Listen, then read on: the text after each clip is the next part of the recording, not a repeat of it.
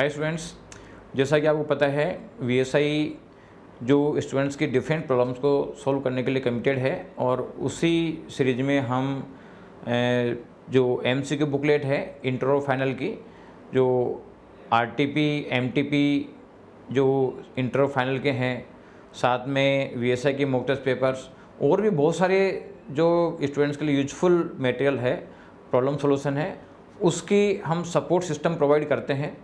और उसके जो वीडियोज़ हैं, वीडियो सॉल्यूशन है, वो वीएसआई के यूट्यूब चैनल पे मिलेंगे। तो आप उसको सब्सक्राइब करके और बेल आइकन दबा दें जिससे कि उसको नोटिफिकेशन मिलते रहे। इसका पीडीएफ सॉल्यूशन आपको वीएसआई के टेलीग्राम चैनल पे मिलेगा, तो आप उसको भी ज्वाइन करें। और इन दोनों का जो नोटिफिकेशन है वो नोटिफिकेशन आपको वीएसआई के इंस्टाग्राम चैनल पे मिलेगा। तो आप तीनों को सब्सक्राइब करके रखें जिससे कि आने वाले हर वीडियो या हर पीडीएफ आपको टाइम पे मिलते रहें और उससे आपके प्रॉब्लम सॉल्यूशन होते रहें। तो थैंक यू स्टूडेंट्स। और आज इस सीरियल में हम आपको प्रोवाइड करने वाले हैं जो इंटर का जो पेपर नंबर 2 है। इस पेपर नंबर 2 है आपका कॉर्पोरेट एंड अदर लॉस। इसका हम एमसीक्यू बुकलेट का सलूशन आपको देने जा रहे हैं, तो आप इसका ध्यान से देखें, उसका बेनिफिट लें। Thank you. हेलो स्टूडेंट्स, देखो लास्ट क्लास में हमने इंटर के जो एमसीक्यू के केस स्टडी सिनेरियोज हैं उसकी 12th नंबर की केस स्टडी कंप्लीट कर ली थी। मतलब फर्स्ट क्लास में 6 किया था, सेकंड में 6 किया था। अब देखो नेक्स्ट हमें 13 से स्टार्ट करना है। आज की क्लास में जो केस स्टडीज हैं, एक केस स्टडी में डेटा थोड़ा सा ज़्यादा है, उसको छोड़ दूं तो उसके अलावा जो बाकी केस स्टडीज है उसमें हम एक डिफरेंट फॉर्मेट को कहते हैं इसमें लेकर स्टार्ट करते हैं। मे बी एग्जाम में आपका उससे भी टाइम सेव हो जाए। वो है reverse method theory. Reverse method theory है क्या? नॉर्मली हम पहले पूरा केस स्टडी रीड करते हैं, फिर क्वेश्चंस को कहते हैं इसमें सॉल्व करते हैं। कुछ ऐसी केस स्टडीज हैं जिसमें क्वेश्चन में एक आधे डेटा का रिलेवेंस है, बाकी सीधा का सीधा वो क्वेश्चन से सॉल्व हो जाएगी, आपको केस स्टडी का डेटा ही रीड नहीं करना पड़ेगा। जैसे देखो हम इस 13 में स्टार्टिंग लेते हैं। इसमें देखो यहां पर जो डेटा है ये काम में आएगा, मुझे पता है, लेकिन इसके अलावा बाकी सारे के सारे उसके बिना ही सॉल्व हो जाएंगे। कैसे सॉल्व होंगे? देखो 13.1 हमने अभी ड्रॉप किया है, हम स्टार्ट करें किसको? 13.2 को। ठीक है, 1 अभी अपन उस डेटा से कर लेंगे, तो देखना इससे टाइम सेव होगा आपका। 13.2 क्या कह रहा है कि कंपनी अपना रजिस्टर्ड ऑफिस क्या करना चाहती है? शिफ्ट। कहां से? जयपुर टू मुंबई। जयपुर टू मुंबई का मतलब one state to another state. One state to another state जाना है तो आपको किसकी अप्रूवल लेनी चाहिए? सेंट्रल गवर्नमेंट की। सेंट्रल गवर्नमेंट ने अपनी पावर किसको डेलीगेट कर दी? रीजनल डायरेक्टर को। तो आप अप्लाई करो। अब सेंट्रल गवर्नमेंट या रीजनल डायरेक्टर को जब हम अप्लाई करेंगे एसआर पास करके कि sir we wants to shift our registered office from the state of Rajasthan to state of Maharashtra, तो सेंट्रल गवर्नमेंट या रीजनल डायरेक्टर उस एप्लीकेशन को कब तक डिस्पोज ऑफ करेगा? Within 60 days from the date of submission of application. तो इसने question देखो क्या पुटअप किया है, what is the maximum time period with in which central government shell dispose of the application? कब तक करनी है? क्या डेटा बताया? With in 60 days. खत्म। तो मतलब उसके अंदर की डेटा पढ़ने की जरूरत ही नहीं है। इसको रिवर्स मेथड थ्योरी कहते हैं। तो आप चेक करना, ऑब्जेक्टिव में केस स्टडी में शुरुआत में देखो इसमें कोई ज़्यादा टाइम नहीं लगना, हार्डली 1 मिनट लगना है। कोई अगर प्रैक्टिकल डेटा नजर आए मे बी रिलेवेंट है, नहीं तो सीधा पीछे से ऑब्जेक्टिव को भी रीड कर सकते हो। अगर वो सीधे सीधे सॉल्व हो रहे हैं तो आप केस स्टडी से केवल क्रॉस वेरीफाई करना चाहते हो, आपकी मर्जी है, वो आपका टाइम बचा देंगे। तो अगर टाइम आपके पास इनसफिशिएंट हो, क्योंकि जरूरी नहीं है कि वो केस स्टडी को क्वेश्चन नंबर 1 में दे, वो उसको कहते हैं मिडिल में भी कहीं पे दे सकता है। तो हम शुरुआत में स्लो स्लो चल रहे थे, फिर सडन केस स्टडी दिख गई। 1 आवर से ज्यादा आपको टाइम लेना ही नहीं है ऑब्जेक्टिव्स के लिए, मैक्सिमम 1 आवर है। टाइम बच जाए तो उसमें बहुत खुशी की बात है, कारण मार्क्स के अकॉर्डिंग आप अपने टाइम को डिवाइड कर लो। 100 मार्क्स का पेपर है, 180 मिनट्स वहाँ डायरेक्टली है 3 आवर्स के भी पे, 15 मिनट्स पेपर रीड करने के वो और ले लो, तो 1 मार्क के लिए मैक्सिमम 2 मिनट्स है। तो आपको ये आवरली ऐसे मैनेज करते चलना है, आपका पेपर नहीं छूटेगा। क्योंकि लास्ट आवर में हम थोड़ी स्पीड और बढ़ा लेते हैं, वो फुल स्पीड आ जाती है, तो उसमें अगर 40 मार्क्स का भी पोर्शन है तो अटेंड हो जाएगा। सेकंड लेते हैं, What is the minimum amount that Vishal Crockery Limited is required to spend during the financial year 2019-20 on CSR activities? CSR activities पे कितना पैसा खर्च करना होता है? लास्ट 3 ईयर्स के एवरेज नेट प्रॉफिट का मिनिमम 2%। तो देखो 2% कहते हैं, इसमें क्या लिया? 2% of average net profit made during the 2, गलत। 2% of average net profit during the 3, yes. 2.5 2.5 गलत है। सॉल्व। कुछ केस स्टडी बहुत आसान देती है। नेक्स्ट देखो लेते हैं, ये जो विशाल क्रॉकरी लिमिटेड है, ये CSR एक्टिविटीज कहते हैं, इसमें सेक्शन 8 कंपनी के रूल से चलाना चाहती है, जो उसकी खुद की नहीं है। अगर हमारे खुद की सेक्शन 8 कंपनी हो या गवर्नमेंट की बनाई हुई सेक्शन 8 कंपनी हो, तो उसका हमें एक्सपीरियंस नहीं चाहिए कि सर वो CSR एक्टिविटीज चला सकती है या नहीं। अननोन पर्सन की सेक्शन 8 कंपनी को हम ऑथराइज कर रहे हैं, तो पहले उसका CSR एक्टिविटीज जो शेड्यूल 7 में गिवन है, उसमें जो ऑब्जेक्ट्स गिवन है, वैसा ही कहते हैं ऑब्जेक्ट चलाने का मिनिमम 3 इयर्स का ट्रैक रिकॉर्ड होना चाहिए। तो इसने क्वेश्चन क्या पूछा है कि विशाल लिमिटेड कहते हैं एक सेक्शन 8 कंपनी को कहते हैं CSR एक्टिविटीज के लिए अपॉइंट कर रहा है, जो ना तो विशाल ने खुद ने बनाई, ना CG और SG ने। अगर विशाल खुद बनाता या CG और SG बनाता तो आंसर होता नन ऑफ द अबव। लेकिन इसने खुद ने तो बनाई नहीं, ना ही वो CG और SG की सेक्शन 8 कंपनी है, तो सेक्शन 135 के अकॉर्डिंग अब उसका क्या चाहिए? Track record of minimum 3 years. तो देखो इसका आंसर C 3 इयर्स, ये 2% ले लिया, ये मैक्सिमम 60 डेज। अब ऊपर वाला लेते हैं फर्स्ट। देखो फर्स्ट वाले में क्या है? डेटा है। तो डेटा के लिए हमें थ्योरी पढ़नी होगी। अब डेटा है क्या, इसको समझो। Which of the following factors which have prompted Vishal crockery limited to mandatorily form a CSR committee for the current financial year. तो आपको अगर पता हो, CSR कमिटी के लिए 3 में से 1 कंडीशंस फुलफिल होनी चाहिए। ठीक है, या तो आपकी नेटवर्थ कितनी है 500 करोड़ और मोर, या फिर आपका टर्नओवर कितना है 1000 करोड़ और मोर, या फिर आपके नेट प्रॉफिट कितने हैं 5 करोड़ और मोर प्रीसीडिंग फाइनेंशियल ईयर में, इमीडिएट प्रीसीडिंग फाइनेंशियल ईयर में। तो आपको इस साल CSR कमेटी बनानी होगी। नेटवर्थ 500 करोड़ और मोर, टर्नओवर 1000 करोड़ और मोर, नेट प्रॉफिट 5 करोड़ और मोर। तो हम विशाल का डेटा लेते हैं। वो शुरुआत में आया था ना डेटा, ये रहा, आराम से समझते हैं। टर्नओवर 18-19 में कितना है 750 करोड़, रिक्वायरमेंट फुलफिल नहीं हुई। 20% ग्रोथ भी होगी, उससे कोई फर्क नहीं पड़ता। नेट प्रॉफिट कितने आ गए 6.60 करोड़, किससे जम करके 1.80 करोड़ से अपना काम हो गया। 5 करोड़ को कहते हैं इसमें रिक्वायरमेंट को पूरा कर रहे हैं। नेक्स्ट नेटवर्थ है 250 करोड़, और इसमें भी कहते हैं 15% की ग्रोथ हुई। नहीं सर 500 करोड़ चाहिए थी। तो कौन सी वजह से आप दिमाग लगाओ कि इसको CSR कमेटी बनानी पड़ी? टर्नओवर की वजह से नहीं, क्रॉस 1000 करोड़ नहीं है। नेटवर्थ की वजह से नहीं, क्रॉस क्योंकि 500 करोड़ नहीं है। किसकी वजह से? नेट प्रॉफिट 5 करोड़ और मोर। बस डेटा हो गया, अब अपना काम उसमें मैच करने का है। तो विच of the following factors prompted कर रहे हैं इस विशाल कहते हैं इसमें क्रॉकरी लिमिटेड को कि CSR कमेटी बनाए करंट फाइनेंशियल ईयर में। अब मैच करो, क्या चेक करना है? नेट प्रॉफिट केवल। इसमें गिवन है, इसमें टर्नओवर है, इसमें ये है, इसमें पेड अप कैपिटल का कोई लेना देना नहीं था। तो आंसर ए के स्टडी सॉल्व। और देखो कितने मिनट्स में सॉल्व हो गई? 8 मिनट्स में, सफिशिएंट टाइम। तो ये रिवर्स मेथड कहते हैं, इसमें थ्योरी इस तरीके से काम में आती है। अब अपन नेक्स्ट को भी ऐसे सॉल्व करते हैं। जितना पोर्शन हो जाए ऑब्जेक्टिव का उतना कर लो, बाकी अपन डेटा में अटक रहे हैं तो उसको वापस क्वेश्चन की लैंग्वेज से जाके सॉल्व कर लो। अब देखो ये कह रहा है कि कंपनी ने प्राइवेट प्लेसमेंट के बेसिस पर शेयर्स अलॉट किए हैं well before the statutory period. अब आपको बताना है कि प्राइवेट प्लेसमेंट में शेयर्स कब तक अलॉट हो जाने चाहिए। मैंने आपको लास्ट क्लास में बताया था सेक्शन 42 क्या कहता है जिस दिन एप्लीकेशन मनी रिसीव्ड हुई है उसके विद इन 60 डेज में शेयर्स अलॉट हो जाने चाहिए। खत्म।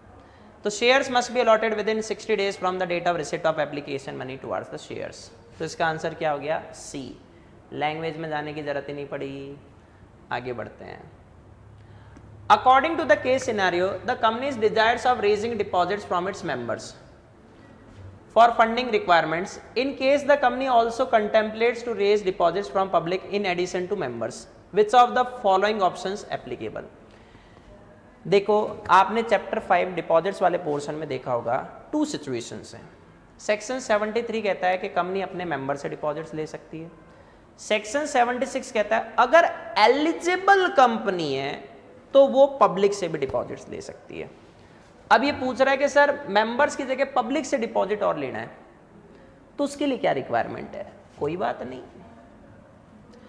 तो इसमें आप क्या करो, सबसे पहला मीनिंग ऑफ एलिजिबल कंपनी ध्यान रख लो। एग्जाम में माइंड में क्लिक हो गई ना ये चीजें, तो आपको ऑब्जेक्टिव हलवा लगेंगे आसान। बहुत सारे बच्चे कहते हैं इसमें पहले ऐसे कहते थे सर एमसीक्यू बेस्ड कहते हैं, इसमें पैटर्न होना चाहिए। खूब प्रोटेस्ट किए क्योंकि कॉपी चेक करने में दिक्कत आती है।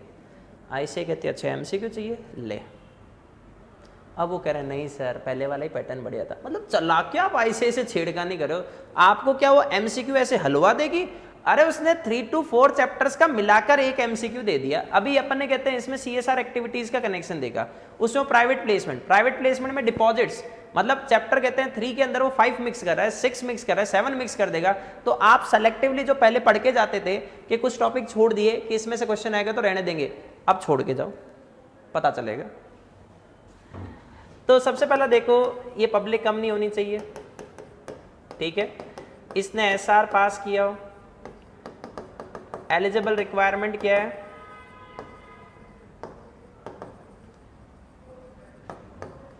या तो इसकी नेटवर्थ कितनी है, ₹100 करोड़ और मोर, या फिर इसका टर्नओवर कितना है,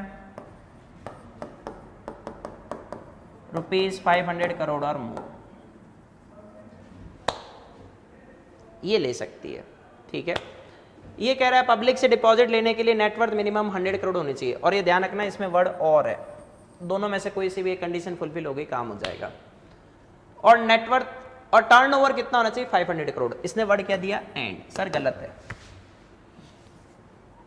पब्लिक डिपॉजिट लेना है तो आपकी नेटवर्थ कितनी होनी चाहिए? 150 करोड़। ऐसे ही गलत हो गया, 100 करोड़।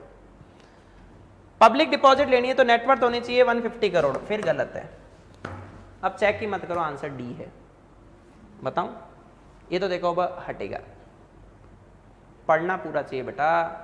सीए बन के करियर आपका बन रहा है।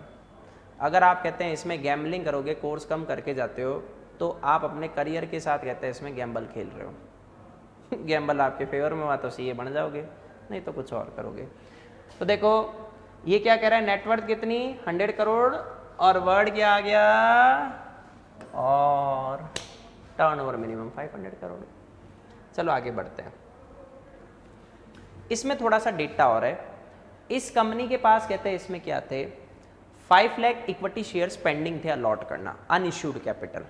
ये डेटा में से पोर्शन है, मैं अभी आपको क्रॉस चेक करवा दूंगा। तो 5 लाख जो अनइश्यूड इक्विटी शेयर्स थे उसने क्या किए, इसी फाइनेंशियल ईयर में 120% को तो इश्यू कर दिए। प्राइवेट प्लेसमेंट हम लास्ट क्लास में डिस्कस कर चुके हैं। सेक्शन 42 कहता है कि आप 50% को ला सकते हो एक फाइनेंशियल ईयर में, रूल्स कहते हैं 200%। दोनों ही आंसर हैं। अब वो ऑब्जेक्टिव में कौन सा दे रहा है, अगर उसने 200 दे दिया तो सॉल्व इसी से करेंगे, नहीं तो फिर 50 से सॉल्व करेंगे। सेकेंड थिंग, ये जो 200 और 50 की लिमिट है, ये ईच काइंड ऑफ सिक्योरिटीज के लिए, मतलब एक फाइनेंशियल ईयर में equity shares 200%, preference shares 200%, debentures 200%, ऐसे ईच काइंड ऑफ सिक्योरिटीज के लिए 200 है। आप इक्विटी शेयर्स इश्यू कर रहे हो किसको? 120% को। अब ये पूछ रहा है कि इसी फाइनेंशियल ईयर में how many more such prospective share holders can be invited, कितने और इक्विटी शेयर होल्डर्स हो सकते हैं? 200 था, 120 को कर दिया, बचे कितने? 80। अब आप मैच करो 30, 55, 80, 130, आंसर 80, सी, सिंपल। तो इसका आंसर देखो आ जाएगा सी, भरोसा नहीं है, 14.3 का है, सी 200, तो आप भी सी कर लो। नेक्स्ट, अगर मान लो कंपनी टाइमली कहते हैं इसमें शेयर्स अलॉट नहीं कर पाई प्राइवेट प्लेसमेंट में विद इन 60 डेज में, तो in such a case the only remedy available to company is to refund the application money. और बताओ कितने टाइम में रिफंड करें? प्राइवेट प्लेसमेंट में अलॉटमेंट करने का टाइम क्या है? एप्लीकेशन मनी रिसीव होने से विद इन 60 डेज। अगर आप कहते हैं इसमें अलॉटमेंट नहीं कर पाए तो नेक्स्ट 15 डेज में आपको पैसा रिफंड कर देना है। अगर आप कर देते तो आपको इंटरेस्ट नहीं देना, लेकिन आप नेक्स्ट 15 डेज में रिफंड नहीं कर पाए तो अब जो डिले हुआ है वहां पर आपको 12% पर एनम इंटरेस्ट देना होगा। लास्ट टाइम बता चुका हूं, कब से? From the end of 60th day, not 75 day. तो ये पूछ रहे कब तक पैसा वापस देना है। ऊपर कितना लिया डेटा? 60 डेज, गलत। 45 डेज, गलत। 30 डेज, गलत। बचा क्या? 15 डेज। आंसर इसके हो गए क्या? ऑल 4। हाँ, इसके तो ऑल 4 हो गए, पढ़ना ही नहीं केस स्टडी। हाँ, बस आपको वो जो डेटा था ना, मैंने बताने को कहा था कि कंपनी के पास ऑथराइज कैपिटल है 150 lakhs divided into 15 lakh equity shares of 100 each, लेकिन कंपनी के पास अभी पेड अप कैपिटल कितनी है? केवल 1 करोड़। तो आप देखो 15 लाख मल्टीप्लाई बाय 10 करते तो 1.5 करोड़ होता, पर अभी पेड अप कैपिटल कितनी है? 1 करोड़। तो ये क्या शो कर रहा है कि आपने पूरे 15 लाख इश्यू नहीं किए, कितने इश्यू किए थे? 5 लाख। क्या है ये? Equity shares. तो ये देखो ऐसे 5 लाख का कनेक्शन आ गया,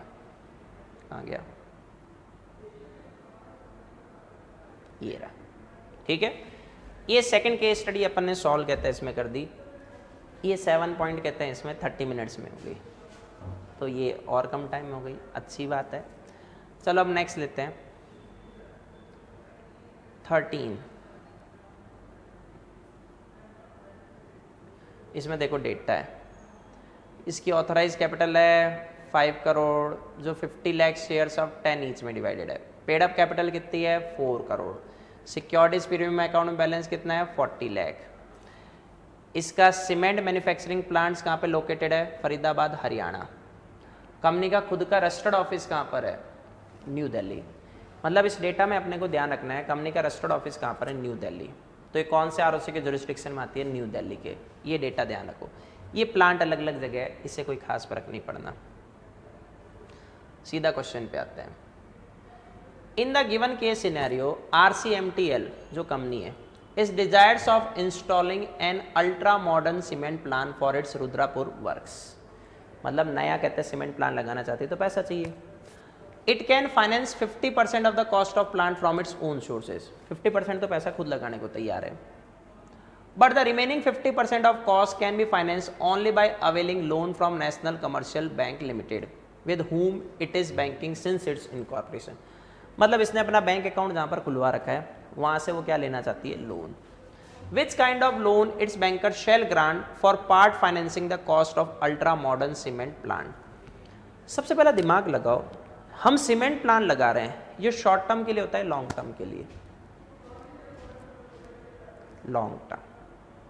सीमेंट प्लांट की सिक्योरिटी पे तो अपन लोन लेंगे, तो इसका मतलब वो कौन से चार्ज के सेंस में जाएगा? फिक्स चार्ज या floating charge? Fix charge. Fix charge कैसे होता है? बाय मॉर्गेज और deposit of title deeds. Floating charge कैसे होता है? बाय हाइपोथिकेशन और लियन। तो अब देखो ये जो ओवरड्राफ्ट है ये शॉर्ट टर्म होता है, कैश क्रेडिट है ये शॉर्ट टर्म है, हाइपोथिकेशन लोन फ्लोटिंग चार्ज के लिए है। तो आंसर क्या बचा? B, term loan. मतलब अपन जैसे years 2 years 3 years 5 years 10 years उसके लिए लोन लेंगे ना, वो एक टर्म हो गई। तो ये शॉर्ट टर्म लोन नहीं ले रही है क्योंकि सीमेंट प्लांट कोई छोटी चीज थोड़ी ना, तो आंसर हो जाएगा टर्म लोन, बी। अब देखो लोन जो ले रही है कंपनी वो पार्ट फाइनेंसिंग ऑफ कॉस्ट, उसके लिए वो किसको कहते हैं इसमें चार्ज पे रख रही है? Which kind of charge shall be created by the NCBL on the factory land and building situated at Rudrapur. Land and building की सिक्योरिटी पर आप चार्ज क्रिएट कर रहे हो, करंट एसेट्स की नहीं। अगर आप करंट एसेट्स की सिक्योरिटी पर लोन ले रहे होते तो उसका नाम होता फ्लोटिंग चार्ज। अगर आप लैंड एंड बिल्डिंग की सिक्योरिटीज पर कहते हैं इसमें लोन ले रहे हो तो फिक्स एसेट्स है, वो एक जगह से दूसरी जगह मूव नहीं कर रही, वो स्पेसिफिक एसेट्स है कि सर रुद्रापुर वाले कहते हैं इसमें प्लांट की लैंड एंड बिल्डिंग, चार्ज का नाम क्या हो गया, फिक्स चार्ज। ठीक है, पार्टली फिक्स पार्टली फ्लोटिंग कोई कॉन्सेप्ट नहीं होता, या तो फिक्स होगा या फ्लोटिंग होगा। Next, for the registration of charge created in favour of NCBL concerning securities offered by RCMTL. RCMTL का रजिस्टर्ड ऑफिस कहां था, दिल्ली वाले आरओसी के पास। अब ये चार्ज कहते हैं इसमें किसके ऊपर क्रिएट करिए, factory land and building situated at Rudrapur as well as ultra modern cement plant yet to be finance, which registrar of companies need to be approached. मतलब ये पूछ रहा है कि कौन से आरओसी को इंटीमेशन देनी है इस चार्ज के बारे में। देखो इसमें तो कोई शक ही नहीं है कि न्यू दिल्ली वाले आरओसी को, वहां पर रजिस्टर्ड ऑफिस है। दूसरा, where such immovable property is situated. अब ये इमूवेबल प्रॉपर्टी देखो कहां पर सिचुएटेड है, रुद्रापुर, तो वहां पर, और एक न्यू दिल्ली वाला। ये कह रहा है sir ROC of Uttar Pradesh and Rudrapur, नहीं, उत्तर प्रदेश का कोई लेना देना नहीं है। आरओसी ऑफ दिल्ली हरियाणा, क्योंकि रजिस्टर्ड ऑफिस वहीं पर था, नहीं, केवल Delhi. Description of RCTML, West Bengal का तो कोई लेना देना नहीं है, नहीं दिल्ली वाले को तो देखो देना है।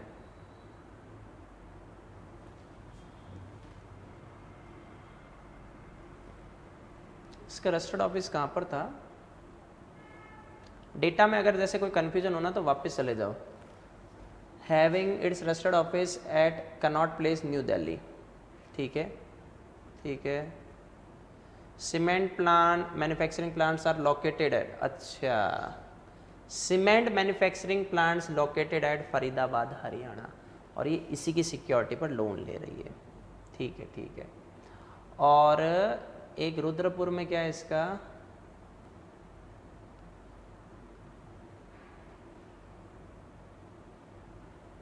डेटा डेटा डेटा डेटा,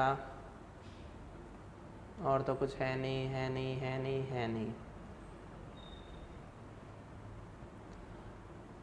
तो आरओसी ऑफ दिल्ली हरियाणा, जहां पर कनॉट प्लेस, मतलब न्यू दिल्ली है, सिंपल कुल मिला के आंसर ये है। Next, install charge has been created by RCTML in favour of bank. अब बताओ कब तक रजिस्ट्रेशन करवाना है, चार्ज का रजिस्ट्रेशन कब तक करवाना होता है, आंसर दो। Time period for registration of charge, और ये क्या कह रहा है कि अगर साइलेंट होना तो आपको 2 नवंबर 18 पे नहीं जाना है, उसके बाद वाले पर आना है, क्योंकि 2 नवंबर 18 हिस्ट्री बन चुकी है। तो चार्ज का registration within 30 days from the date of its creation. See, ये कह रहा है कि कुछ अनइंटेंडेड मिस्टेक की वजह से चार्ज टाइमली रजिस्टर्ड नहीं हो पाया, ठीक है। First statutory period so allowed, first कितना था 30 डेज। अब बताओ नेक्स्ट पीरियड कितना है रजिस्ट्रेशन का, चार्ज के रजिस्ट्रेशन का देखो डेटा क्या है, सीधा ध्यान रखना, कुछ डेटा एकदम पेयर में याद किया करो। Time period for registration of charge,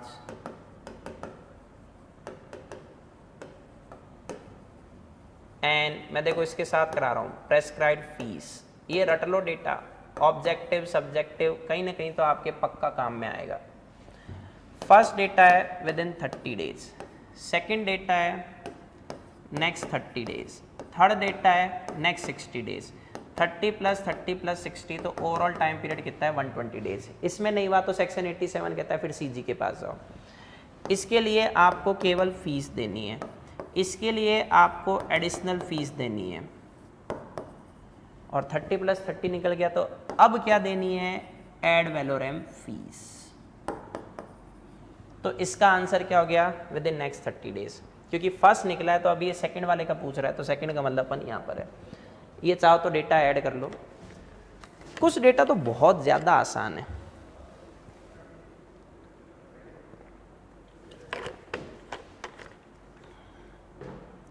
तो इसका आंसर देखो सी, इसका आंसर कहते हैं डी, फोर्थ का सी और इसका डी, ठीक है। चलो आगे बढ़ते हैं। ये टर्म लोन आ गया, सेकंड वाले का फिक्स चार्ज था, third ROC of Delhi, Haryana फालतू में वर्ड दिया कंफ्यूज करने के लिए, दिल्ली, जहां आपका रजिस्टर्ड ऑफिस सिचुएटेड होता है उस आरओसी को रजिस्ट्रेशन करवाना है। C D. 16 ग्रीन पेपर, इसमें भी कोई डेटा है क्या? लेंगे, पहले क्वेश्चंस करते हैं, डेटा की जरूरत पड़ेगी तो डेटा पर आ जाएंगे। ये कह रहा है कंपनी ने डिविडेंड डिक्लेयर किया 3 rupees per equity shares on 3 अगस्त 2019, ठीक है। वो पैसा उसने डिपॉजिट करा दिया separate bank account maintain with its banker national bank of India, ये शेड्यूल्ड बैंक है। What is the maximum time within which the amount of dividend must be deposited in a separate bank account? देखो इसमें दो confusion होते हैं, एक section 123 clause 4 और दूसरा सेक्शन 124 क्लॉज 1। दोनों में scheduled bank account separate bank है, सेपरेट अकाउंट है, तो आपको ध्यान कैसे रखना है। 123 क्लॉज 4 कहता है नॉर्मल डिविडेंड का पैसा, 124 कहता है कि अनपेड डिविडेंड का पैसा, तो अनपेड डिविडेंड का पैसा किस में जाएगा? यूडी अकाउंट में।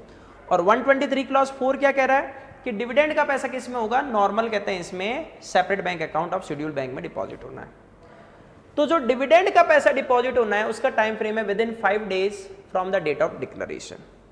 जो यूडी अकाउंट का पैसा है वहां पर टाइम फ्रेम आता है within 7 days from the expiry of due date for payment of dividend, मतलब 30 डेज प्लस 7, और इसमें डिक्लेरेशन से प्लस 5। अब याद कैसे रखोगे, कंफ्यूज कैसे होगा? 123 में नॉर्मल डिविडेंड का पैसा डिपॉजिट होना है, उसके लिए डेज है 5। 124 में यूडी अकाउंट में पैसा डिपॉजिट होना है, उसके डेज है 7। नंबरिंग में सेक्शन कौन सा कम है? 123, तो 123 के साथ 5, कम के साथ कम। 124 नंबरिंग में ज्यादा है, ज्यादा के साथ ज्यादा, 124 7, ऐसे याद रख लो। तो कब तक करना है? 5 डेज। बी, फर्स्ट का बी। चलो, company proceed to issue 50,000 preference shares of 100 each to existing share holders, जिसपे 8.5% डिविडेंड देना है। अब ये पूछ रहे हैं कि कौन से टाइप का प्रेफरेंस शेयर इश्यू नहीं हो सकता, मतलब कंपनी प्रेफरेंस शेयर इश्यू करिए एग्जिस्टिंग शेयर होल्डर्स को डिविडेंड के साथ, मतलब फिक्स रेट ऑफ डिविडेंड है। कौन सा प्रेफरेंस शेयर इश्यू नहीं होगा? Non convertible preference share issue होता है नहीं, yes. Convertible, yes. Redeemable, yes. Irredeemable, no. Irredeemable preference share issue हो ही नहीं सकता, 1984 से बैन लग गया था, तो आंसर है D. Next, according to the case scenario, after the declaration and payment of dividend, an amount of rupees 15,600 being dividend payable to certain equity shareholders remain unclaimed. Unclaimed रह गया, किस में जाएगा? यूडी अकाउंट में। Dividend कब तक पे करना है? Within 30 days from the date of declaration. नहीं कोई मांगने आया, अनपेड रह गया, तो वो पैसा किस में जाएगा? यूडी अकाउंट में। कब तक? With in next 7 days. अब 7 ढूंढ लो, ये कह रहा है 3 डेज, ये कह रहा है 5 डेज, ये कह रहा है 7 डेज। सर ये आंसर है सी। डेटा बार बार गो थ्रू करो, याद अपने आप आएगा। 4 लेते हैं। The given case scenario states that the company proceed to issue preference shares to its existing share holder, कर रही है। As regard the redemption of these shares, what is the maximum term the company could have prescribed? Preference shares maximum कितने duration के लिए issue हो सकते हैं? अगर वो नॉर्मल प्रोजेक्ट्स है तो 20 ईयर्स, लेकिन अगर वो इंफ्रा प्रोजेक्ट्स है तो 30 ईयर्स। Normal 20, infra 30। इसने इंफ्रा का कनेक्शन दिया नहीं, तो आंसर क्या है? 20। अब चेक कर लो। मैक्सिमम 25 ईयर्स नहीं sir, maximum 20 years from the date of issue, सही है। फिर मैक्सिमम 15 ईयर्स गलत है।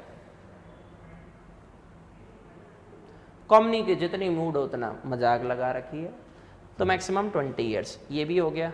ये आसान थी। देखो ये थोड़ा केयरफुली करना है, इसमें डेटा ही डेटा है, शुरुआत से डेटा है, तो इस डेटा को शुरुआत से सॉल्व करते हुए कहते हैं इसमें चलते हैं, ठीक है। एबीजेड लिमिटेड, इसके 45%, मतलब इसको ऊपर ले जाते हैं। एक डेटा मैं यहाँ सॉल्व करा देता हूँ, मुझे तो ऑलमोस्ट याद रहता है, आप ज़रूर ध्यान रखना, ये वापस चेक कर लिया करो। वो आंसर्स तो आपको आंसर की में लिखना, पेपर आपके सामने होगा तो गो थ्रू कर लेना, या पेज के बीच में लाइन डाल के कहते हैं मोड़ देना। तो एबीजेड लिमिटेड की जो 100% पेड अप कैपिटल है, पेड अप इक्विटी कैपिटल। इसमें सीजी के पास कितने परसेंट है? 40%। चलो खुशी की बात है। फिर 20% किसके पास है? Chamundeshwari electricity supply corporation state on corporation, मतलब एसजी मान लो, इसके पास 20% है और बाकी 40% है पब्लिक के पास। फर्स्ट क्वेश्चन, क्या एबीजेड लिमिटेड गवर्नमेंट कंपनी है या नहीं? यस। तो यहां पर हमने कंक्लूजन क्या बनाया? एबीजेड लिमिटेड एक गवर्नमेंट कंपनी है। First data solve. ABZ is having power to appoint board of directors of North South Private Limited। इसका नाम क्या बनाएंगे? NSPL। और ये कौन सी कंपनी है? एक प्राइवेट कंपनी है। ठीक है, अब समझना, ABZ के पास पावर है कि वो board of directors of NSPL को अपॉइंट कर सकती है। सब्सिडरी कंपनी में आपको करवा चुका, या तो जिस कंपनी के more than half of total voting power किसके पास है? होल्डिंग के पास, या फिर और वर्ड है composition of board of director पे कंट्रोल किसका है? किसी और का। तो जिसके पास वो कंट्रोल है वो कौन सी कंपनी कहते हैं? इसमें है होल्डिंग कंपनी, और जिसका कंट्रोल था वो कौन सी? सब्सिडरी। तो ABZ कहते हैं इसमें NSPL के क्या कर सकते हैं? बोर्ड ऑफ डायरेक्टर के ऊपर कंपोजिशन पे कंट्रोल रखती है, वो अपॉइंट कर सकती है। तो NSPL किसकी सब्सिडरी हो गई? Subsidiary of ABZ limited. ये थी तो प्राइवेट, लेकिन किसकी सब्सिडरी है? ABZ की। तो एक तो ये कंसिडर्ड एज पब्लिक कंपनी,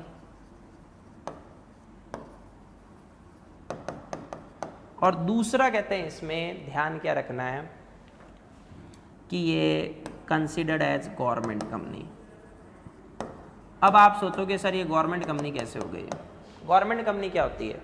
जिसकी 51% और मोर पेड अप कैपिटल, अब वो क्या हो चुका है? टोटल वोटिंग पावर, लेकिन अभी भी ICAI बुक्स में पेड अप कैपिटल ले रही है।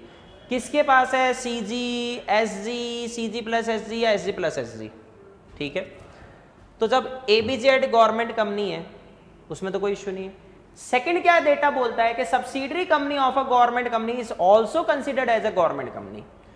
तो ABZ कौन सी कंपनी है? गवर्नमेंट। अब इसकी सब्सिडरी कौन सी है? NSPL। तो ये गवर्नमेंट कंपनी की सब्सिडरी कंपनी होगी, तो ये भी क्या कहलाएगी? Government company. दो डेटा सॉल्व कर दिए। ठीक है, चलो नेक्स्ट लेते हैं। एक और कंपनी आ गई और इसके पास 46% वोटिंग पावर है। किसकी? EWL की। केवल कितनी है? 46%। तो EWL क्या हो गई? Associate company of ABZ limited. देखो डेटा ज्यादा है, मैंने तो बनाया नहीं, ICAI ने दिया, अपना काम फॉलो करने का है। ABZ होल्डिंग कंपनी है, किसकी? NSPL की। ABZ गवर्नमेंट है तो वो भी क्या होगी? गवर्नमेंट। सेकेंड थिंग, ABZ के पास इसके केवल 46% है, तो ये 50 प्लस वाले रेशियो में नहीं आई, ये 20 to 50 की जोन में है, और 20 to 50 की जोन किसकी होती है? एसोसिएट कंपनी की। तो ये EWL इसकी क्या होगी? Associate company. आगे, the structure of East West limited is that it holds 56% shares in Vance limited. चौथी कंपनी आ गई, ये होल्डिंग हो गई, ये सब्सिडरी है। बड़ा कॉम्प्लिकेटेड है। इसमें डेटा मैंने जब देखा था, बच्चे ने मेरे को भेजा था, तो बहुत खतरनाक था। चलो, अब वैंस का जो कैपिटल स्ट्रक्चर है उसमें पेड अप कैपिटल है, ये टर्नओवर है, ये 200 लाख। 200 लाख को आप कहते हैं इसमें डेटा में कन्वर्ट कर लो, मतलब 2 करोड़, और टर्नओवर कितना है? 35 करोड़। ये क्लियर है? नहीं हो तो स्क्रीनशॉट ले लेना। ठीक है, मैं थोड़ा इधर हो गया, काम खत्म। आगे बढ़ते हैं। The capital structure of other companies mentioned, ABZ की नेटवर्थ 550 करोड़ है, टर्नओवर 1500 करोड़ है। ईस्ट की ये, वो नॉर्थ की ये। आगे बढ़ते हैं। अब देखो सेक्शन 204, ये सेक्रेटरियल ऑडिट का कहते हैं इसमें होता है। तो ये वैसे तो आपका काम का नहीं है, आउट ऑफ सिलेबस कहते हैं इसमें पोर्शन है। तो इन्होंने सेक्रेटरी ऑडिट रिपोर्ट है but the board of director, ये किसी काम का लग नहीं रहा क्योंकि इसमें डेटा नहीं है। फाइनली दे इश्यूड प्रोस्पेक्टस, ये काम का डेटा आ गया। Finally they issued prospectus as per section 32 on 30th Jan 2017। देखो सबसे पहला सेक्शन 31 में सेल्फ प्रोस्पेक्टस आता है जिसकी वैलिडिटी मैक्सिमम कितनी होती है 1 ईयर। सेक्शन 32 में कौन सा प्रोस्पेक्टस आता है, रेड हेरिंग प्रोस्पेक्टस। देखो सेक्शन की वैल्यू बनाई है इसने, तो इसका मतलब कंपनी ने कौन सा प्रोस्पेक्टस इश्यू किया है, रेड हेरिंग प्रोस्पेक्टस। प्रोस्पेक्टस की वैलिडिटी कितनी होती है, जिस दिन अपन उसको आरओसी को फाइल करते हैं उससे विदिन 90 डेज। चलो कोई बात नहीं। अब नेक्स्ट देखो, इसने प्रोस्पेक्टस इश्यू किया, वेंस ने पैसा आ गया। पैसा आने के 2 साल बाद आफ्टर 2 ईयर्स वो 30th Jan 19 को अपना कैपिटल स्ट्रक्चर बता रही है कि सर अनसिक्योर्ड लोन है 15 लाख, पेड अप कैपिटल है 350 लाख, डेप्रिसिएशन बैलेंस है 5 लाख। ये आपकी वैसे तो देखा जाए अकाउंटिंग वर्डिंग्स है। सिक्योरिटीज प्रीमियम है 8 लाख का, कैपिटल रिजर्व है 10 लाख का, फ्री रिजर्व से 12 लाख। बात आ गई बायबैक। बायबैक के सोर्सेज क्या बताए थे आपको मैंने, free reserve, securities premium account and third thing from proceeds of shares but not of same kind. मतलब इक्विटी से इक्विटी का बायबैक नहीं होगा, प्रेफरेंस से इक्विटी का हो सकता है, कोई इशू नहीं है, हालांकि करते नहीं है। तो देखो अपने पास बायबैक के फंड्स कौन कौन से हैं, क्या इससे बायबैक होगा, नहीं। इससे होगा, नहीं। क्या इससे होगा, नहीं। Securities premium, yes. Capital reserve, नहीं, क्योंकि देखो कैपिटल रिजर्व जो अपना है वो इसका पार्ट कहते हैं, इसमें नहीं आएगा। फ्री रिजर्व्स, यस, सही है। अब कैपिटल रिजर्व में कहते हैं इसमें ध्यान रखना, ये रीवैल्यूएशन ऑफ एसेट से बना है या शेयर्स अपन इन्वेस्ट किए उससे बना, वो दोनों ही फ्री रिजर्व का पार्ट नहीं होता। तो अपने पास फंड्स कितने हैं, 8 + 12 20 लाख। इसने आंसर में दिया 28। आप सॉल्व करके बताना देना इसमें 28 का फिगर कैसे आएगा, मुझे तो नहीं लगता आएगा। तो मेरा मानना यह है कि आईसी ने जो इसका आंसर दिया वो पक्का कॉरिजेंडम से चेंज होगा, वो आंसर 20 लाख ही बनेगा। तो अपने पास बायबैक के लिए फंड्स कितने हैं, 20 लाख। चलो, love and lew is statutory auditor of north south private limited, कोई बात नहीं। They have been auditing the company since 31 March 2015। After auditing the company accounts for the year ended 31/3/2019 they are expressing their unwillingness to continue as auditor. Mood नहीं है sir, and want to retire after the expiry of their term.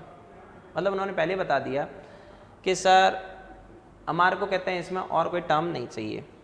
चलो company ने क्या भी कह दिया, बहुत खुशी की बात है। अब अपने पास बहुत सारी कंपनियाँ थी, उसको सॉल्व करना है। मैं थोड़ा सा आपको कनेक्शन बता देता हूँ वापस। अपने पास सबसे पहला ABZ लिमिटेड थी, ये हमने गवर्नमेंट कंपनी माना था। फिर इसकी सब्सिडरी कंपनी कौन थी, वो प्राइवेट NSPL। फिर इसकी एसोसिएट कंपनी कौन थी, वो EWL। EWL की कहते हैं सब्सिडरी कंपनी, ये होल्डिंग है, तो इसकी सब्सिडरी कंपनी कौन है, वेंस। ये हमने कनेक्शन लिया है data. Out of the above mentioned company which one of the following will be defined as government company under section 2 clause 45।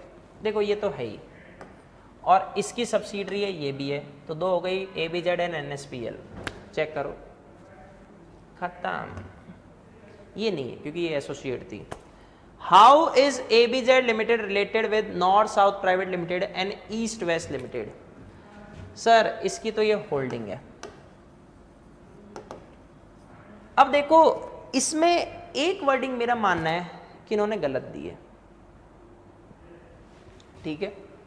कैसे दी है, ये जो अभी अपन ने डेटा सॉल्व किया था ना, इसने क्या कहा कि East West limited is that it holds 56% shares in Vance limited. ये तो अपना कोई कनेक्शन है ही नहीं। ABZ has control 46% of voting power of East West limited, ये इसकी एसोसिएट कंपनी माना था। अब इन्होंने क्वेश्चन में गलती देखो, कहते हैं इसमें क्या की, इन्होंने पूछा कि ABZ लिमिटेड का इससे क्या कनेक्शन है, ये इसकी होल्डिंग है, कोई शक नहीं है। ईस्ट वेस्ट लिमिटेड से क्या कनेक्शन है, ABZ लिमिटेड एसोसिएट कंपनी बनी या ईस्ट वेस्ट लिमिटेड इसकी सब्सिडरी बनी, सॉरी एसोसिएट बनी। East West limited is the associate company of ABZ limited. तो इन्होंने कहते हैं इसमें गलती क्या की, ये तो सही है होल्डिंग कंपनी है और ये एसोसिएट वर्ड ये गलत है। यहाँ पर कंट्रोलिंग कंपनी आना चाहिए था क्योंकि वो उसका 20% से मोर कंट्रोल कर रही है। तो ये देखना ऐसे कभी ना कभी होल्डिंग कंपनी और इसके बाद ये वर्ड सही करेगी। सब्सिडरी कंपनी तो गलत वर्ड है, associate company and joint venture गलत है, holding company and joint venture गलत है। कारण एबीजेड लिमिटेड और ईस्ट वेस्ट लिमिटेड में उन्होंने कोई थर्ड कंपनी का कनेक्शन नहीं बताया जिसके बिया पर आप उसको जॉइंट वेंचर मानो, तो इसलिए उन्होंने आंसर ए लिया है। ए में देखो मुझे इस होल्डिंग वर्ड से कोई दिक्कत नहीं, ये पक्का सही होगा। अब आई से को सद्बुद्धि कब आती है वो उसकी समस्या। नेक्स्ट लेते हैं, whether the term of office of love and lew has expired, if yes on what criteria can we conclude that their term has expired as per section 139 of Companies Act। देखो सबसे पहला हमें क्या ध्यान रखना है, 139 क्लॉज 2 इसने specifically target किया है, तो आपके माइंड में क्लिक होना चाहिए कि सर 139(2) है क्या। आपको सेक्शन नंबर याद नहीं है कोई दिक्कत नहीं है, 139(2) में टर्म ऑफ ऑडिटर गिवन है। वो क्या कहता है कि सर इंडिविजुअल ऑडिटर है,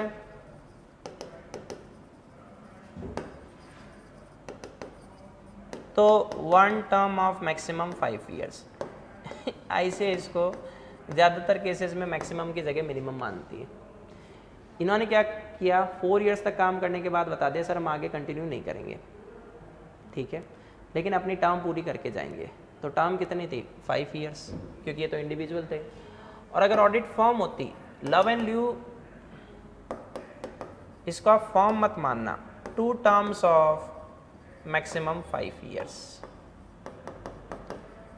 अब ये टर्म एप्लीकेबल किस पे होती है, अनलिस्टेड पब्लिक कंपनी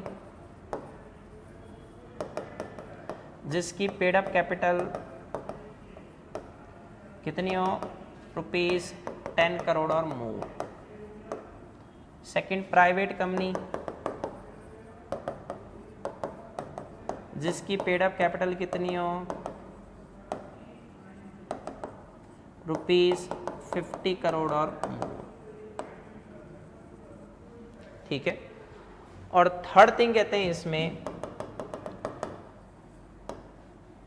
अनलिस्टेड, चाहे वो पब्लिक कंपनी है चाहे प्राइवेट कंपनी, जिसकी आउटस्टैंडिंग बोरोइंग्स एक्सीडिंग ₹50 करोड़। ये आपका डेटा है किसका, सेक्शन 139 क्लॉज 2 का। अब हमें चेक कहते हैं इसमें करना है कि जो लव एंड ल्यू वो किसके ऑडिटर हैं, एनएसपीएल के। तो इस एनएसपीएल की कहते हैं इसमें पेड अप कैपिटल कितनी है। पहली बात तो ये डेटा हट गया क्योंकि ये पब्लिक कंपनी नहीं है। तो प्राइवेट कंपनी में पेड अप कैपिटल देखो इसमें कितनी बता रहा है, सर पेड अप कैपिटल है 15 करोड़, तो इसके लिए कहते हैं इसमें इसको 5 ईयर्स में रिटायर होना होगा। सर 50 करोड़ मिनिमम चाहिए थी, तो पेड अप कैपिटल तो क्राइटेरिया नहीं बना, ये है नहीं, बचा कौन सा, ये। तो ये 5 ईयर्स का कहते हैं इसमें कंपल्सन कब लग जाएगा, इन तीनों में से कोई सी भी एक कंडीशन फुलफिल हो। ये प्राइवेट कंपनी थी तो ये डेटा लगा नहीं। सेकेंड थिंग कहते हैं इसमें यहाँ पर इसकी पेड अप, और चलो अगर मान लो इसको हम पब्लिक कंपनी भी मान लेते हैं क्योंकि वो सब्सिडरी किसकी थी, पब्लिक की, तो फिर ये डेटा वो भी नहीं लगा। अरे यही नहीं लग रहा तो ये कहाँ से आ जाएगा, क्योंकि आपकी पेड अप कैपिटल तो कहते हैं इसमें इतनी थी। तो इन्होंने सॉल्व कहते हैं उसको प्राइवेट मानते हुए किया, इन्होंने पब्लिक नहीं माना। आगे बढ़ते हैं। अब अपने पास बचा क्या, आउटस्टैंडिंग बोरोइंग्स। इसने क्या कहा कि सर बोरोइंग था फाइनेंशियल इंस्टीट्यूशन से 55 करोड़, खत्म आंसर। इस वजह से 5 ईयर्स का डेटा आपके ऊपर एप्लीकेबल हो गया। चलो, as per data and statistics, इस पे देखो क्वेश्चन मार्क बना लेना। मैं तो इसके फेवर में नहीं हूँ आंसर के, क्योंकि इन्होंने आंसर दिया है ये और मेरे अकॉर्डिंग होना चाहिए था ये 20 लाख, क्योंकि फंड्स ही ये थे। कोई बात नहीं। कौन सा प्रोस्पेक्टस इश्यू करना था, नहीं, red herring, section 32 red herring prospectus की बात कर रहा है। तो देखो 17.4 में इन्होंने आंसर 28 लाख लिया है, मैंने आपको डेटा बता दिया था 28 लाख बन ही नहीं रहा। 17.5 रेड हेरिंग प्रोस्पेक्टस है ही, खत्म। चलो नेक्स्ट लेते हैं। इसमें भी कोई ज़्यादा डेटा तो दिख नहीं रहा, तो मतलब ये सीधी सॉल्व हो जाएगी। What is the maximum number of person to whom an offer may be made under private placement. मैंने आपको दो डेटा बताए, 50 और 200 दोनों है। 50 सेक्शन की बात कर रहा है 42 और रूल्स शायद 14 है, वहां पर आपका कहते हैं इसमें कितना आ रहा है 200। इसने कहा सर 50 50 50 50, मतलब इसका मतलब ये किसको नहीं ले रहा है, 200 को नहीं। चलो तो जो अपना प्राइवेट प्लेसमेंट है पीपी, चलो मैं इसका थोड़ा सा डेटा बता देता हूं।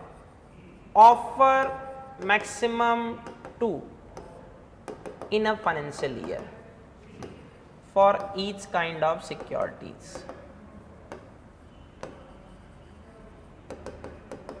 ठीक है, सेक्शन 42 मैक्सिमम 50 और कंपनीज रूल्स, मैं श्योर नहीं हूँ कि रूल 14 है कॉन्सेप्ट, मेरे हिसाब से 14 होना चाहिए, वो कहता है maximum 200 for each kind of securities. ठीक है, अब इन दोनों में से एक्सक्लूड किसको करेंगे, QIB qualified institutional buyers, second employees of ESO, इन दोनों को काउंट नहीं करना। तो मैक्सिमम 50% तक ठीक है in a particular financial year, including, गलत, maximum 50% excluding QIB and employees of the company being offered, ये सही है। फिर 50% इंक्लूडिंग आती गलत है, ये एक्सक्लूड होते हैं। मैक्सिमम 50% एक्सक्लूडिंग QIB, ये सही है, and employees of the company being offered securities under scheme of company inclusive of any such placement during previous years also. अरे प्रीवियस ईयर्स ऑल्सो कहाँ से आ गया, ये वर्डिंग गलत आ गई, वरना ये भी आंसर सही होता, वो गलत वर्डिंग थी।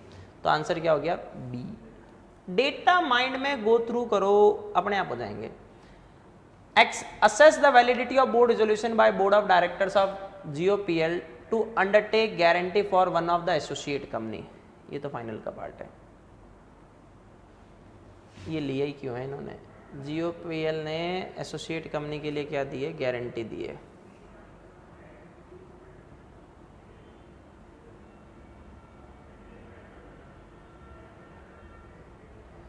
GOPL एक पब्लिक कंपनी है। The object clause in the memorandum empowers the company to give guarantee in respect of loans made to subsidiary or associate company, but the articles of association has not delegated this power to BOD। यहाँ आ गया answer.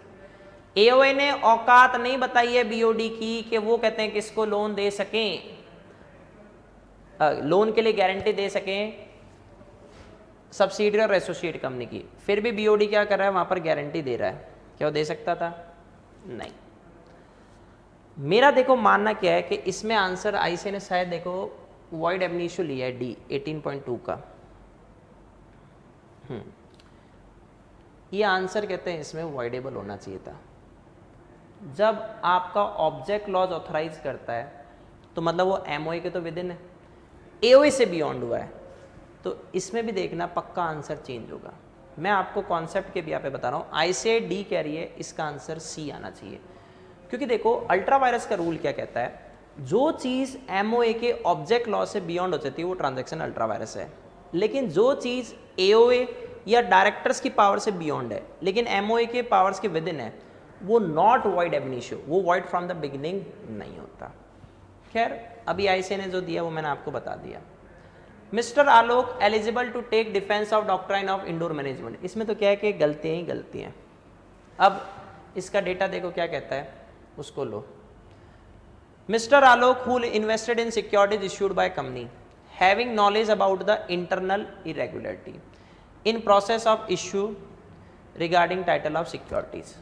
मतलब mister Alok को पता था कि जो securities मुझे दी जा रही है उसमें प्रॉपर प्रोसीजर फॉलो नहीं किया गया, लेकिन ये साइलेंट रहा, पता था फिर भी साइलेंट रहा। बाद में कंपनी ने इसको सिक्योरिटीज इश्यू कर दी। अब वो डिनाई कर रहा है कि नहीं सर आपने प्रोसीजर को फॉलो नहीं किया। क्या वो डिनाई कर सकता है? नहीं। अपने पास 2 डॉक्ट्राइन्स है, एक है डॉक्ट्राइन ऑफ कंस्ट्रक्टिव नोटिस और दूसरा है doctrine of indoor management. Constructive notice किसके फेवर में जाती है? आउटसाइडर के, क्योंकि लॉ ये मानती है कि उसे एमओए और एओए की नॉलेज है, नहीं पढ़ा उसकी गलती लायबल होगा। इंडोर मैनेजमेंट कहती है कि सर कंपनी के इंटरनल मैनेजमेंट की गलतियों की सजा उस आउटसाइडर को नहीं दे सकते जिसे MON AOA की नॉलेज है और उस इंटरनल इरेगुलरिटी की नॉलेज नहीं है। फिर इंडोर मैनेजमेंट के आपने देखा होगा 3 एक्सेप्शन है, knowledge of irregularity, negligence, forgery. तो अगर इरेगुलरिटी की आपको नॉलेज है तो आपको इंडोर मैनेजमेंट का डिफेंस नहीं मिलेगा। तो मतलब आंसर ये होना चाहिए। अब देखो ICN मैंने कहा ना इसमें गलती की है। Is mister Alok eligible to take defence of doctrine of indoor management? No, वो तो नहीं मिलेगा। तो ये हट गए, बचे 2। अब इन्होंने आंसर में क्या कहा, no rule of constructive notice is absolute and doctrine of indoor management can not be raised. Constructive notice अगर एब्सोल्यूट होता तो फिर इंडोर मैनेजमेंट पैदा ही कैसे होती? एब्सोल्यूट का मतलब उसका कोई एक्सेप्शन नहीं होता। कंस्ट्रक्टिव नोटिस का तो एक्सेप्शन हमेशा इंडोर मैनेजमेंट है। मेरा फिर मानना ये आंसर ये होना चाहिए D, no because doctrine of indoor management has exception of knowledge of irregularity. तो इंडोर मैनेजमेंट का एक्सेप्शन है, ठीक है। Next, to keep prospectus valid within how many days GOPL is suppose to issue the registered prospectus. ये मैं आपको बता चुका हूँ। जिस दिन आपने ROC को प्रोस्पेक्टस फाइल किया उसके विद इन 90 डेज में वो प्रोस्पेक्टस इश्यू हो जाना चाहिए, क्योंकि इसकी वैलिडिटी उतनी है। तो जिस दिन देखो ROC से रजिस्टर्ड हुआ उसके विद इन 90 डेज में। GOPL एग्रीज टू पे underwriting commission at the rate 4%। कितनी दे सकती है? देखो, अंडरराइटिंग कमीशन का 2 डेटा है, on shares and on debentures. Shares पे कितनी अंडरराइटिंग कमीशन दी जा सकती है? 5%, maximum 5% of issue price of shares. Debentures पे हाफ कर दो, 2.5% of issue price of shares, क्योंकि डिबेंचर्स देखो फिक्स रेट पर इंटरेस्ट मिलता है और इंडिया में जो भी डिबेंचर इश्यू होता है वो सिक्योर्ड जरूर होता है, चाहे वो पार्सली होता है पर सिक्योर्ड होता है डिबेंचर। तो शेयर्स पर रिस्क ज़्यादा होती है, डिबेंचर्स पे कम, इसलिए वहाँ कम और यहाँ ज़्यादा। AOA में प्रोवाइड लोअर रेट, AOA में उससे कम हो सकती है। तो अपना आंसर क्या है? 5%। ए खत्म। तो इसमें 2 जगह गलतियाँ थी, कोई बात नहीं। नेक्स्ट लेते हैं। What is the date by which SIL has to file the annual return for the year ended on 31st March 19? Section 92 कहता है कि सर एनुअल रिटर्न कहते हैं इसमें जिस दिन आपकी AGM हो जाती है उसके विद इन 60 डेज में फाइल हो जाने चाहिए, विद इन 60 डेज। अब आपको चेक करना होगा कि इसकी AGM हुई कब। ये रहा, क्योंकि देखो डेटा है 30 अगस्त 19 को AGM हुई है, इसके विद इन 60 डेज में आपके एनुअल रिटर्न फाइल हो जाने चाहिए। तो 30 अगस्त 19 से अपने को विद इन 60 डेज ढूंढना है। 14 सितंबर नहीं सर। और ये जब वर्डिंग आती है ना, व्हाट इज द डेट, जब तक फाइल करनी है, मतलब लास्ट डेट की बात कर रहा है, करनी ही है। 29 सितंबर, ये तो 30 डेज हुए। 29 अक्टूबर, आंसर सी। क्योंकि इससे मत सॉल्व कर देना, AGM से विद इन 60 डेज है, ये सेक्शन 92 का रूल एनुअल रिटर्न फाइल करने का। तो AGM अभी अपन ने देखा था 30 अगस्त को ही है, प्लस 60 डेज करेंगे तो ये आ जाएगा। वो एक दिन आई से इधर उधर करती है, वो मैं आपको बता चुका हूँ। SIL can not issue fully paid up bonus shares to its members out of, देखो fully paid up bonus shares अगर आपको इश्यू करना है तो सबसे पहला आप फ्री रिजर्व से कर सकते हो, कोई दिक्कत नहीं, कल भी करवाए आपको। SP अकाउंट से कर सकते हो, CRR से कर सकते हो, लेकिन रीवैल्यूएशन रिजर्व से नहीं। रीवैल्यूएशन रिजर्व इसमें से एक्सक्लूड होता है, माइनस भी नहीं, एक्सक्लूड, इसको काउंट ही नहीं करते। तो आंसर डी। नेक्स्ट, कौन सी वैलिड कंडीशन नहीं है बोनस इश्यू के लिए? सर बोनस इश्यू AOA के रूट से ऑथराइज होना चाहिए, सही है। बोनस इश्यू केवल फुल्ली पेड अप शेयर्स का सकता है, बिल्कुल सही है। इसलिए तो देखो बोनस इश्यू लाना है तो पार्टली पेड अप शेयर्स को पहले फुल्ली पेड अप में कन्वर्ट करना होगा। Should be authorised by special resolution, गलत है सर। बोनस इश्यू के लिए पहले बोर्ड डिक्लेरेशन करेगा, फिर जनरल मीटिंग में अप्रूवल लेगा। केवल अप्रूवल वर्ड का मतलब OR होता है, SR नहीं, गलत आ गया। Bonus share shell not be issued in lieu of dividend, ये भी सही है। कभी भी कंपनी ये नहीं कह सकती सर इस साल डिविडेंड नहीं दे रहे इसलिए बोनस इश्यू दे रहे हैं, नहीं। Regarding exclusion of certain matters from minutes of AGM of SIL, which of the following statement is correct? Section 118 chairman of meeting को एब्सोल्यूट पावर देता है रिगार्डिंग इंक्लूजन और exclusion of certain matters from the minutes. अगर chairman को लगता है कि ये मैटर डिस्कस तो हुआ था, काम का था, आया नहीं, तो इसे इंक्लूड कर लेगा। एक्सक्लूड किसको करेगा? Number 1 the matter which is defamatory of any person, number 2 the matter which is irrelevant और इमैटेरियल, नंबर 3 जो detrimental to the interest of company है, तो चेयरमैन के पास पावर है, वो एक्सक्लूड कर सकता है। चलो, all the matters need to be incorporated, गलत। It is chairman exclusive rights to include और exclude certain matters from minutes, answer B, खत्म। तो ये अपनी 19 हो गई। अब नेक्स्ट लेते हैं 20। अगर कोई बड़ा डेटा दिखे ना इसमें कंप्यूटेशन फिगर्स और का, तो वहां थोड़ा सा रुक जाना चाहिए। नहीं दिख रहा तो सीधा क्वेश्चंस पे आ जाओ, फिर कोई क्वेश्चन में अपन अटक रहे हैं तो वापस इससे कर लो, तो अपना देखो टाइम सेव होगा उससे। इसमें डेटा है क्या, कोई दिख रहा है? एब्रॉड चला गया 23rd, ये तो काम का नहीं है। वापस इंडिया में आ गया 2020, अच्छा ओपीसी के लिए डेटा है काम का। ये एब्रॉड चला गया 23 अक्टूबर 19 को, ये समझने की चीज है। 23 अक्टूबर 19 को चला गया और 28 फेब तक एब्रॉड रहा, क्योंकि देखो जो अपना फाइनेंशियल ईयर ये उठाएगा ना 1920,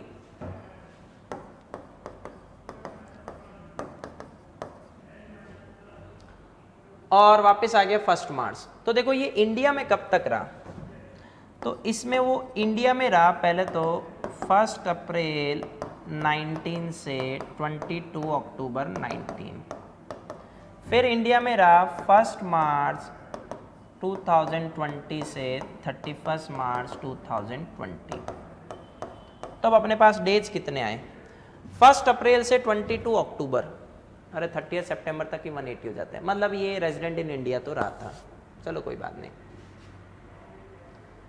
आगे बढ़ते हैं।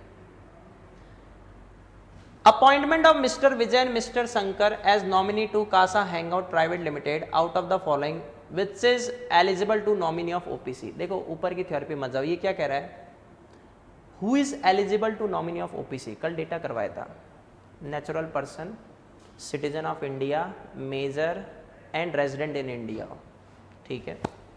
नेचुरल पर्सन एक्सक्लूडिंग माइनर, आधा सही है। लीगल पर्सन एक्सक्लूडिंग माइनर, गलत। लीगल पर्सन में तो कंपनी भी आती है। Natural person who is resident of India but excluding minor, थोड़ा सही है। Natural person who is resident as well as citizen of India but excluding minor, पूरा सही है, तो answer D.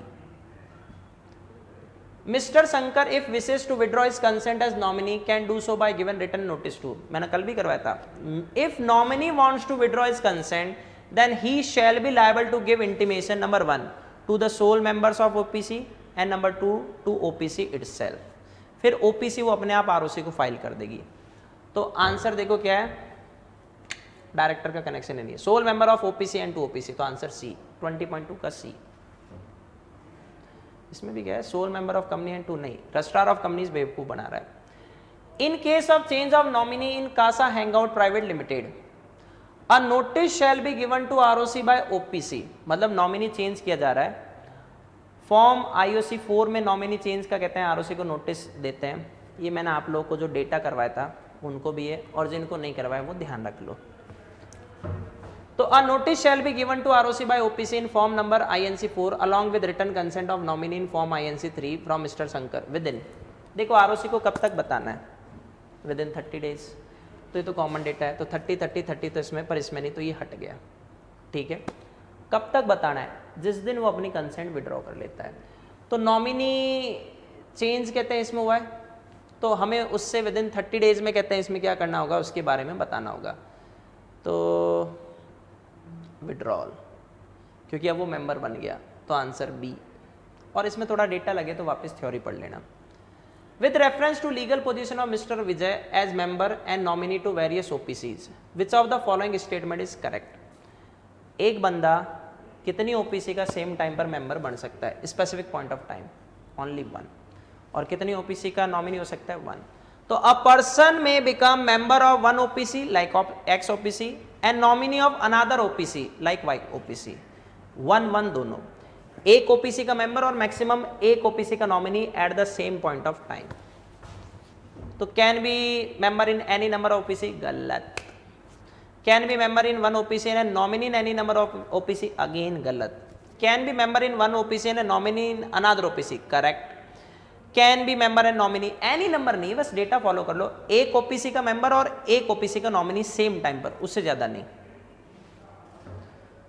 Which of the following statement is correct with reference to requirement for financial statement of Casa Hangout private limited. OPC के financial statement पे कितने directors के sign आएंगे?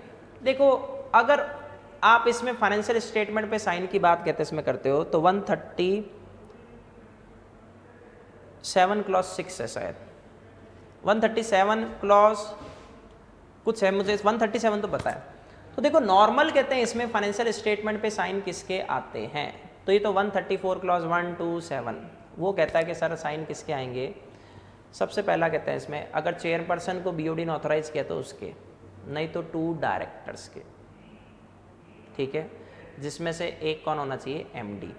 फिर सीईओ अगर अपॉइंट है तो उसके, सीएफओ अपॉइंट है तो उसके, सीएस अपॉइंट है तो उसके, इन सब के साइन आते हैं। लेकिन अगर किसी कंपनी में एक ही डायरेक्टर है तो उसके अकेले के साइन आएंगे। तो इन्होंने माना है कि ओपीसी में एक ही डायरेक्टर है तो साइन किसके होंगे? उस अकेले डायरेक्टर के। तो आंसर ये ओपीसी का केस है। 20.6 with reference to opinion of Mr. Shankar to add carry out investment in securities of body corporate OPC पे 2 restrictions हैं। Number 1, no investment in the securities of another company। OPC कभी भी किसी दूसरी company की securities में क्या नहीं कर सकती? इन्वेस्टमेंट कहते हैं इसमें नहीं कर सकती। And number 2, no non banking financial activities, वो नॉन बैंकिंग फाइनेंशियल एक्टिविटीज को भी रन नहीं कर सकती। अब देखो आंसर क्या होगा।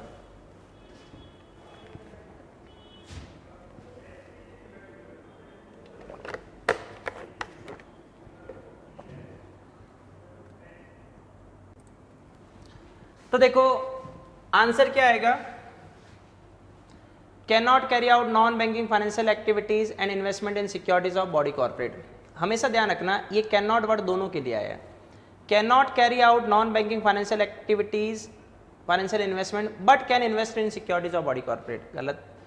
Can carry out non banking financial investment and invest in securities, no, answer A, नहीं कर सकती। तो 20.6 का ए। एक और केस स्टडी देखते हैं, कोई बड़ा डेटा हो तो देख लो। टर्नओवर कितना है? 600 करोड़। एक्सपोर्ट कितना है? 250 करोड़, ठीक है। JIWPL, PL मतलब प्राइवेट कंपनी दी है क्या? JIWPL, Jitendra iron works private limited, ठीक है। मोर देन 75%, ये तो कोई खास काम का लग नहीं रहा।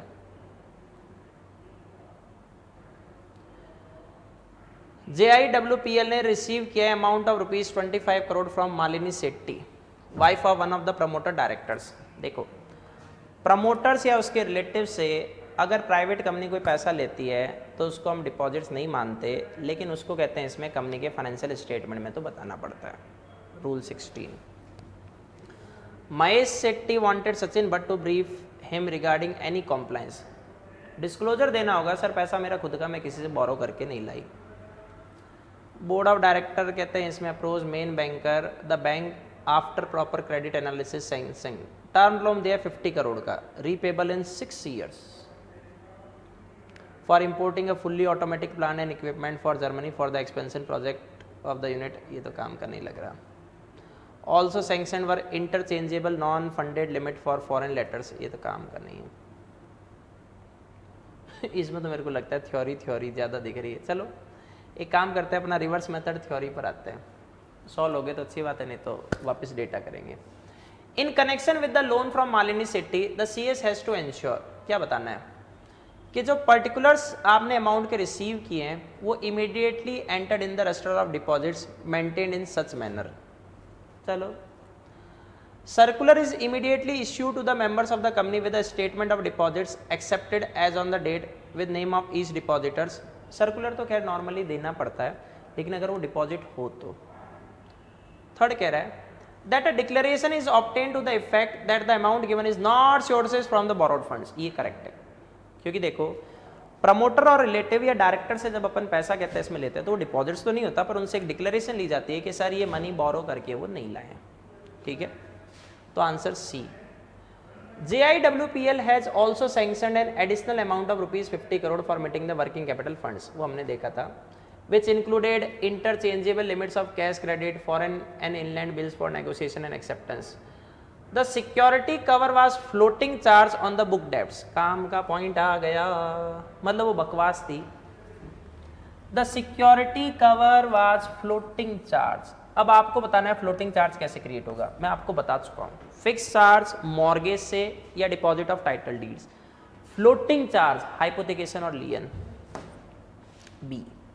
अगर ये फिक्स चार्ज पूछता तो आंसर सी हो जाता, ये फालतू है। Next, in connection with the loan disbursed in Kenya while creating a charge in India where the instrument relates solely to the properties at Kenya, the copy can be verified by a certificate। देखो, जो charge deed होती है, instrument of charge होती है, उस पर किसके sign आएंगे, तो ये डिपेंड करेगा प्रॉपर्टी कहाँ पर सिचुएटेड है, outside the India, with in India. चलो मैं डेटा को थोड़ा सा लिख देता हूँ ताकि आपको ये पता चल जाए, फिर ये आज की अपनी लास्ट केस स्टडी है।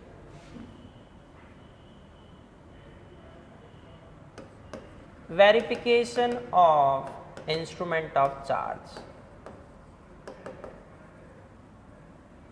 आप खुद ही आंसर बता देना क्या होगा। तो property under charge situated at, कहां पर सिचुएटेड है, India, outside the India. Right now कहां पर थी, आउटसाइड द इंडिया। तो हम इसको बेस बनाएंगे।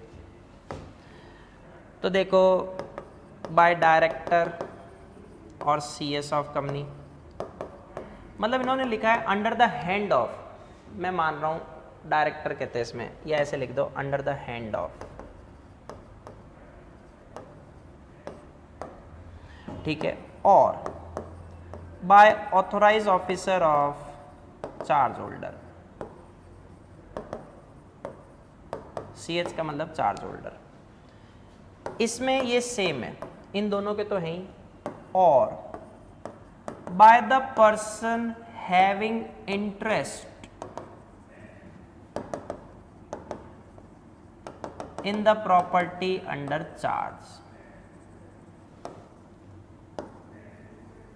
तो प्रॉपर्टी अंडर चार्ज में जिस पर्सन का इंटरेस्ट इन्वॉल्व है उसके, ठीक है। यहां एक डेटा बढ़ गया, यहां पर दो ही थे, दो यहां पर भी सेम है। प्रॉपर्टी केनिया में थी, ठीक है। अब आपको बताना था copy of instrument of charge can be certified by also under the hand of some person other than the company who is interested in mortgage और चार्ज। देखो, केनियम प्रॉपर्टी मतलब इसके साइन होने चाहिए, तो ये तो है ही। और बेटर तो देखिए, also under the hand of some person other than the company who shall not be, not आते ये तो है ही नहीं, होते हैं। Only under the hand of one of the director of JIWPL, yes नहीं, ए 100% आंसर ए है। आप चेक कर लेना ICAI के मॉड्यूल में।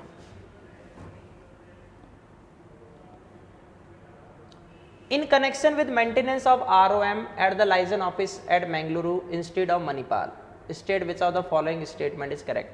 मतलब कंपनी का जो रजिस्टर्ड ऑफिस था वो कहाँ पर था, मणिपाल था।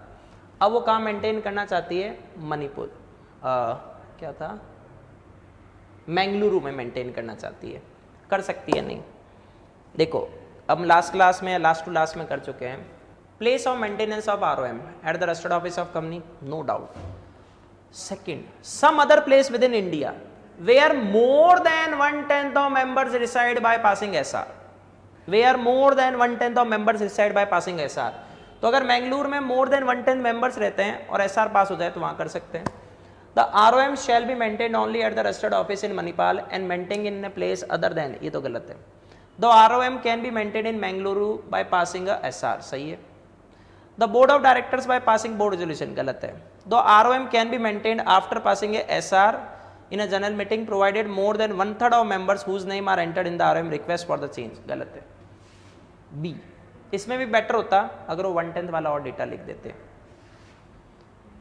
The board of JIWPL approved allotment of shares to 2 new members on 1st 2020 and their names are entered into the ROM by secretarial department। देखो, सेक्शन कहते हैं इसमें जो 89 है वो क्लियर, सॉरी 88 क्लियर कट कहता है कि जिस दिन कहते हैं इसमें बोर्ड ने अप्रूवल दी है उसके विद इन 7 डेज में एंट्री होगी ROM में, चाहे वो नए मेंबर के नेम की हो, चाहे उसका नेम टर्मिनेट करने की हो, कुछ भी मान लो, within 7 days from the date of approval. Approval का मिली 1/1/20 प्लस 7 डेज कर दो। अच्छा, इन्होंने तो सीधा ही 7 डेज दे दिया। Answer C. Data carefully follow करना है। मैंने तो इसलिए VSI में कंपनी के जितने भी डेटा थे वो एक साथ बनाकर दे दिए, एक साथ। अरे कितने पेज थे, शायद 50 प्लस कुछ पेजेस है, पूरी कंपनी के मेन डेटा। एग्ज़ाम में कंपनी कहते हैं इसमें आपकी कम से कम देखना 72 है ना, तो 72 मार्क्स में से पक्का 60 प्लस मार्क्स की उस डेटा से सॉल्व हो जाएगी। वो एग्जाम में मॉर्निंग का डेटा है तो उसको थोड़ा सा ध्यान रखना। नेक्स्ट लेते हैं, messrs Suresh Pujari and company are the statutory auditor of the company appointed during the annual general meeting of the company during the year 2018। इसमें गलती आएगी। To hold the office from the conclusion of that meeting till the conclusion of 6th meeting, मतलब 2018 में appoint किया गया, ठीक है। ये फर्स्ट AGM थी और इनको 6th AGM तक, या मतलब 6th meeting there after, first AGM ना भी मानो तो सही है। फॉर्म में उसको 5 ईयर्स का टेन्योर दिया है। However during the AGM, appoint कब हुए थे 18 में, during the AGM of year 19, एक साल बाद, no ratification resolution for the appointment of auditor was passed. देखो पॉइंट कहते हैं इसमें क्या है कि हम ऑडिटर को, जैसे वो इंडिविजुअल है तो 5 ईयर्स की टर्म देते हैं, या फॉर्म है तो 2 टर्म्स ऑफ 5 ईयर्स ईच देते तो हैं, पर हर साल उसको हमें क्या करना होता है, रेटिफाई करवाना पड़ता है बाय पासिंग ऑफ OR। अगर मान लो किसी साल वो OR पास नहीं हुआ तो वो जो ऑडिटर है वो उस AGM में रिटायर हो रहा है, वो फिर से ऑटोमेटिकली रीअपॉइंट हो जाएगा। अब इसने क्या कहा, JIWPL should have placed the matter relating to appointment of statutory auditor during the AGM 2019 by way of ordinary resolution।